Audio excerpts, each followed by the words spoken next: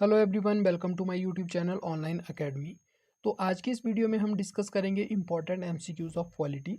ये जो है हमारी पॉलिटी एमसीक्यूज़ की सेकंड वीडियो रहेगी। अभी तक हम एक वीडियो आपके साथ एमसीक्यूज़ जो फॉर्म में हम आपके साथ जो है पॉलिटी के डिस्कस कर चुके हैं एमसीक्यूज़।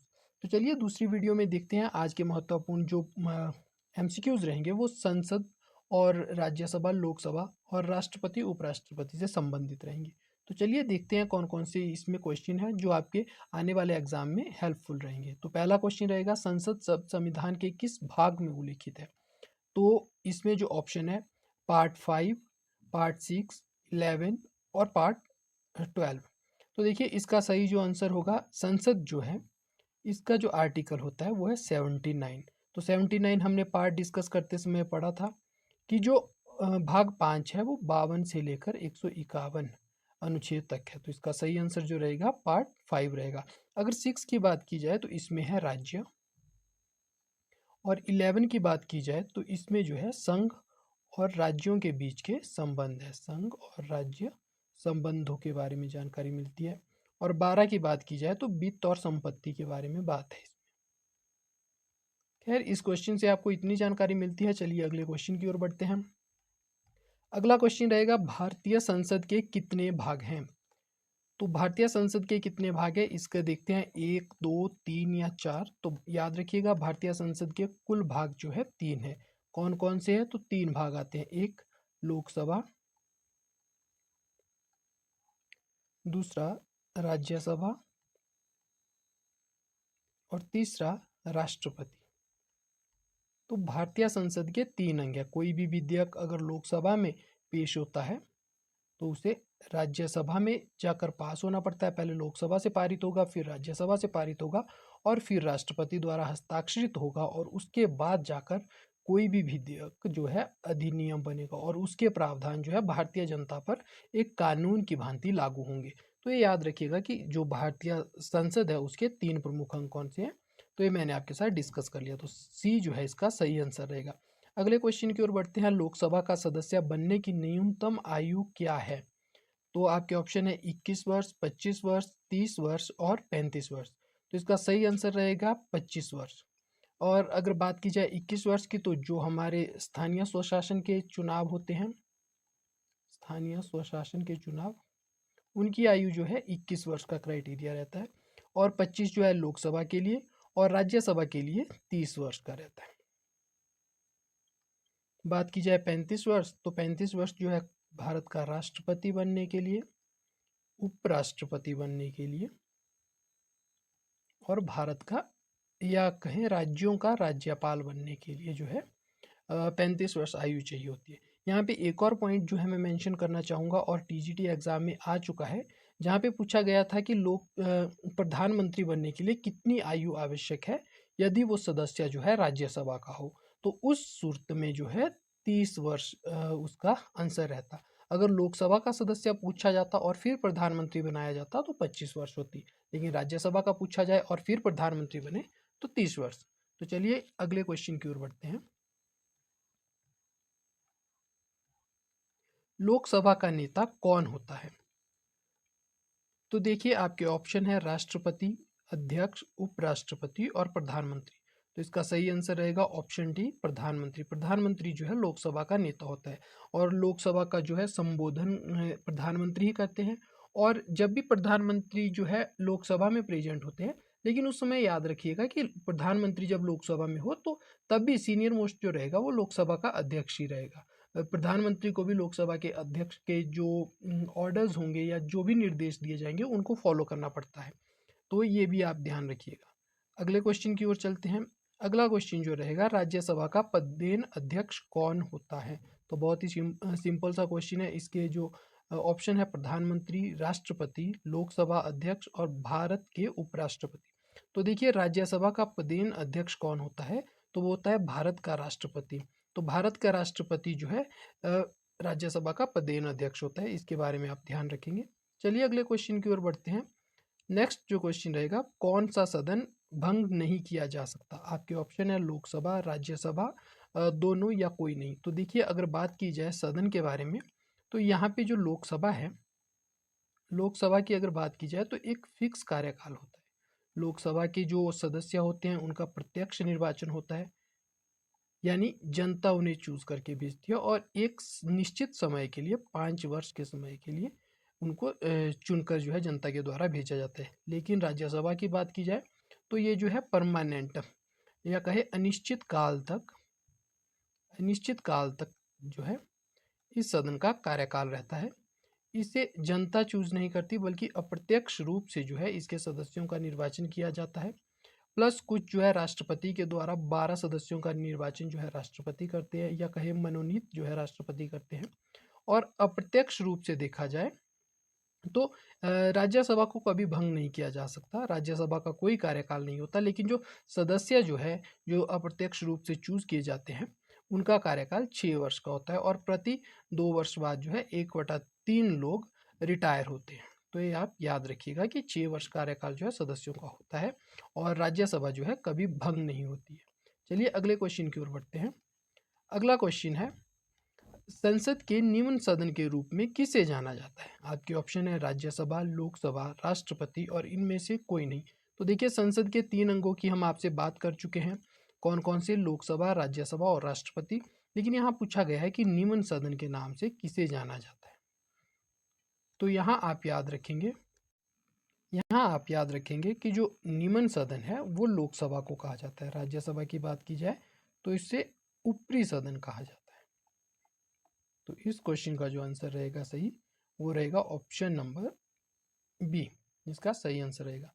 चलिए अगले क्वेश्चन की ओर बढ़ते हैं। अगला क्वेश्चन है, कोई विधेयक कानून कब बनता है? तो ये चीज़ भी हम आपके साथ डिस्कस कर चुके हैं कि कोई विधेयक कानून कब बनता है। तो देखिए जब भी कोई विधेयक आता है तो पहले किसी एक सदन में जाएगा, पेश किया जाएगा किसी सदस्य के द्वारा, सदन के सदस्य के द्वारा। मान के चलिए कि लोकसभा में विधेयक आता है तो इस विधेयक को जो है पहले लोकसभा से जो क्राइटेरिया होगा उसके अनुसार पारित होकर आगे जाना पड़ेगा और फिर राज्यसभा से पारित होना पड़ेगा।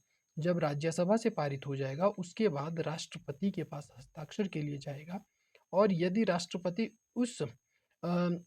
के पास 2 ऑप्शन होंगे, या तो राष्ट्रपति चाहे तो उसे रोक सकता है, या 3 ऑप्शन होते हैं, या मना कर सकता है, और जो है राष्ट्रपति चाहे तो उसे अनुमति देता है। जब राष्ट्रपति उस विधेयक को अनुमति देता है तो वो विधेयक जो है अधिनियम बन जाता है और फिर भारत में वो लागू होता है। तो फिर जो है कानून बनता है कोई भी विधेयक। तो इसका सही आंसर रहेगा कोई भी विधेयक कानून कब बनता है? तो राष्ट्रपति जब हस्ताक्षर कर लेते हैं तो उसके बाद कानून बनता है। चलिए अगले क्वेश्चन की ओर बढ़ते हैं। संसद के संयुक्त सत्र की अध्यक्षता कौन करता है? तो याद रखिएगा संसद के संयुक्त सदन की जो अध्यक्षता करते हैं संयुक्त सत्र की, वो कौन करते हैं? लोकसभा के अध्यक्ष करते हैं। देखिए 108 में जो है संयुक्त सत्र का बातचीत है। एक्चुअल में होता क्या है कि जितने भी लोग होते हैं उसमें लोकसभा के ज़्यादा मेंबर और राज्यसभा के जो है कम मेंबर होते हैं। तो उस वजह से जो प्रतिनिधित्व होता है उस प्रकार से भी बात की जाए तो लोकसभा ही डोमिनेट रहती है। तो इसलिए संयुक्त सत्र जब भी आता है और यदि लोकसभा से कोई विधेयक पारित हो चुका हो तो फिर वो संयुक्त सत्र में अगर पहुंच जाता है तो वो पारित ही, एक तरह से पारित ही मान लिया जाता है, क्योंकि जो है लोकसभा उसमें डोमिनेट करती है, सबसे ज़्यादा मत लोकसभा के होते हैं और लोकसभा अध्यक्ष ही जो है इसकी अध्यक्षता भी करते हैं। चलिए अगले क्वेश्चन की ओर बढ़ते हैं। अगला क्वेश्चन है, लोकसभा को भंग करने का अधिकार किसके पास है? तो आपके ऑप्शन है अध्यक्ष। तो देखिए अध्यक्ष के पास जो है स्थगित करने का अधिकार होता है, लेकिन लोकसभा को नहीं, सत्र को स्थगित करने का अधिकार होता है। बात की जाए प्रधानमंत्री की तो जी नहीं, इसका जो अधिकार होता है वो राष्ट्रपति के पास होता है। लोकसभा को भंग करने का अधिकार किसके पास होता है? तो याद रखिएगा राष्ट्रपति के पास होता है। अगले क्वेश्चन की ओर बढ़ते हैं। अगला क्वेश्चन है, धन विधेयक किस सदन में प्रस्तुत किया जा सकता है? तो देखिए धन विधेयक के बारे में अगर बात की जाए तो इसका सही आंसर रहेगा ऑप्शन सी, केवल लोकसभा में पारित किया जाता है। तो जो धन विधेयक होगा वो अनुच्छेद 110 में, और 110 में जो है मेंशन करके रखा है कि लोकसभा में ही पारित होगा, या अध्यक्ष जो है डिसाइड करेगा कि कोई विधेयक धन विधेयक है। वो सारे प्रावधान जो है धन विधेयक संबंधित है और लोकसभा के पास जो है इसकी एक्सक्लूसिव पावर है। राज्यसभा के पास सिर्फ इतनी सी पावर है कि 14 दिन के लिए राज्यसभा इसे रोक कर रख सकती है। उसके अलावा कुछ भी ऐसा कोई पावर नहीं है। अगर 14 दिन में राज्यसभा अपना जो है आंसर इसके ऊपर नहीं देता तो इसे जो है पारित मान लिया जाता है। चलिए अगले क्वेश्चन की ओर बढ़ते हैं। अगला जो क्वेश्चन रहेगा, संसद के किसी सदन की बैठक के लिए कोरम क्या है? तो कोरम क्या है? एक प्रकार से क्राइटेरिया है कि संसद में कोई कार्य जो शुरू होना होगा उसके लिए एक जो है निश्चित संख्या में वहाँ पे जो सदस्य होंगे सदन के वो उपस्थित होने चाहिए। और ये कितना क्राइटेरिया रखा गया है राज्यसभा और लोकसभा के लिए? तो ये जो है 1/10 रखा गया है कि कुल सदस्यों का 1/10 होने चाहिए। तो ये भी आप याद रखिएगा कि 1/10 होनी चाहिए। और बात की जाए अनुच्छेद की तो 100वें अनुच्छेद में ये चीज़ मेंशन है। चलिए अगले क्वेश्चन की ओर बढ़ते हैं। अगला क्वेश्चन है, लोकसभा का कार्यकाल कितना होता है? तो आपके ऑप्शन है 4 वर्ष, 5 वर्ष, 6 वर्ष और कोई निर्धारित अवधि नहीं है। तो देखिए इसका जो सही आंसर रहेगा वो रहेगा 5 वर्ष। लेकिन यहाँ पे एक और चीज़ आप याद रखिएगा कि 42nd जो कॉन्स्टिट्यूशन अमेंडमेंट एक्ट लाया गया था उसके माध्यम से कार्यकाल जो है 6 वर्ष इंदिरा गांधी जी के कार्यकाल में कर दिया गया था। उसके बाद जब मोरारजी देसाई जी की सरकार आती है तो उसमें जो है 44th कॉन्स्टिट्यूशन अमेंडमेंट के माध्यम से 1978 में इसे पुनः परिवर्तित कर 5 वर्ष के रूप में स्थापित किया गया था। तो याद रखिएगा, ये छोटा सा वैल्यू एडिशन कीजिएगा अपने नॉलेज में। चलिए अगले क्वेश्चन की ओर बढ़ते हैं। अगला क्वेश्चन है, लोकसभा अध्यक्ष का चुनाव कौन करता है? तो आपके ऑप्शन है इसमें प्रधानमंत्री, राज्यसभा, लोकसभा के सदस्य या राष्ट्रपति। तो इसका सही आंसर रहेगा लोकसभा के सदस्य। नेक्स्ट क्वेश्चन देखते हैं। अगला क्वेश्चन है, राज्यसभा का सदस्य बनने के लिए न्यूनतम आयु क्या होती है? तो ये चीज़ हम आपके साथ डिस्कस कर चुके हैं कि राज्यसभा का सदस्य बनने के लिए जो है 30 वर्ष न्यूनतम आयु होती है। 21 की बात करें तो स्थानीय स्वशासन, 25 की बात की जाए लोकसभा और 35 की बात की जाए राष्ट्रपति, उपराष्ट्रपति और राज्यपाल। आगे बढ़ते हैं। राज्यसभा की अध्यक्षता कौन करता है? राष्ट्रपति, उपराष्ट्रपति, प्रधानमंत्री या अध्यक्ष? तो ये क्वेश्चन भी हम आपके साथ डिस्कस कर चुके हैं कि उपराष्ट्रपति जो है राज्यसभा का क्या होता है, पदेन सभापति होता है। तो ये चीज़ भी आप ध्यान रखिएगा। अगले क्वेश्चन की ओर बढ़ते हैं। अगला क्वेश्चन है, धन विधेयक को परिभाषित करने वाला अनुच्छेद कौन सा है? तो याद रखिएगा कि ये चीज़ हमने डिस्कस कर चुके हैं ऑलरेडी, तो ज़्यादा इस पर फोकस नहीं करेंगे। आर्टिकल जो है 110 में मेंशन है कि धन विधेयक के बारे में जो डेफिनेशन है, धन विधेयक की डेफिनेशन है वो इसी आर्टिकल के अंदर है। चलिए अगले क्वेश्चन की ओर बढ़ते हैं। बजट किस अनुच्छेद के तहत प्रस्तुत किया जाता है? तो देखिए अगर बजट की बात की जाए, वैसे तो ये प्रश्न ही गलत है क्योंकि संविधान में बजट जैसे किसी शब्द का जो है प्रयोग नहीं किया गया है। संविधान में अगर कोई शब्द प्रयोग है बजट के लिए तो वो है वार्षिक वित्तीय विवरण। तो अगर प्रश्न आता है बजट या वार्षिक वित्तीय विवरण अनुच्छेद के तहत प्रस्तुत किया जाता है तो ये आएगा आर्टिकल 112। तो ये भी आप ध्यान रखिएगा। इसके अलावा जो है अगले क्वेश्चन की ओर बढ़ते हैं। राज्यसभा के सदस्यों को कौन नामित करता है? तो ये चीज़ भी मैंने आपसे ऊपर के क्वेश्चन में डिस्कस कर ली थी। तो इसमें जो है ऑप्शन है प्रधानमंत्री, अध्यक्ष, राष्ट्रपति, उपराष्ट्रपति। इसका सही आंसर रहेगा राष्ट्रपति। और राष्ट्रपति जो है 12 सदस्यों को मनोनीत कर सकता है जो 4 क्षेत्र से होने चाहिए। कौन कौन से? Science, social science, art and literature. तो ये चीज़ें आप याद रखिएगा। कला, साहित्य, समाज और विज्ञान के क्षेत्र से होने चाहिए। तो 4 जो है 4 क्षेत्र से व्यक्तियों को जो है राष्ट्रपति मनोनीत कर सकता है। और एक और चीज़ अगर आप थोड़ा वैल्यू एडिशन करना चाहें तो 80 के अनुच्छेद 3 में, अनुच्छेद 80 के उपबंध 3 में जो है ये चीज़ मेंशन है कि नामित कर सकता है। चलिए अगले क्वेश्चन की ओर बढ़ते हैं। अगला जो क्वेश्चन रहेगा वह अवशिष्ट विषयों पर कानून बनाने का अधिकार किसका है? तो देखिए कल हमने आपके साथ अनुसूचियाँ डिस्कस की थी जिसमें 7वीं अनुसूची के बारे में बात की थी। 7वीं अनुसूची में हमने देखा था 3 अनुसूचियों के बारे में। एक था संघ सूची, दूसरा था राज्य सूची और तीसरा था समवर्ती सूची। संघ सूची में हमने देखा था कि केंद्र कानून बना सकता है, राज्य में राज्य और समवर्ती में दोनों, लेकिन कुछ मामलों में जो है राज्य का कानून यदि राष्ट्रपति अनुमति दे दे तो वो भी प्रभावी हो जाता है, लेकिन अगर राष्ट्रपति अनुमति नहीं देता और कॉन्ट्राडिक्टरी होते हैं तो उसमें जो है राज्य के कानून को माना नहीं जाता, संघ का कानून जो है उसमें सर्वोपरि रहता है।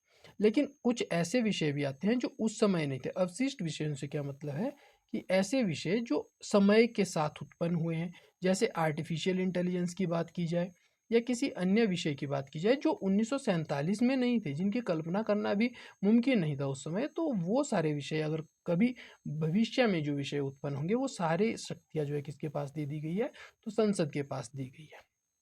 तो इसका आंसर रहेगा बी। चलिए अगले क्वेश्चन की ओर बढ़ते हैं। अगला क्वेश्चन है, सामान्यतः संसद के कितने सत्र होते हैं?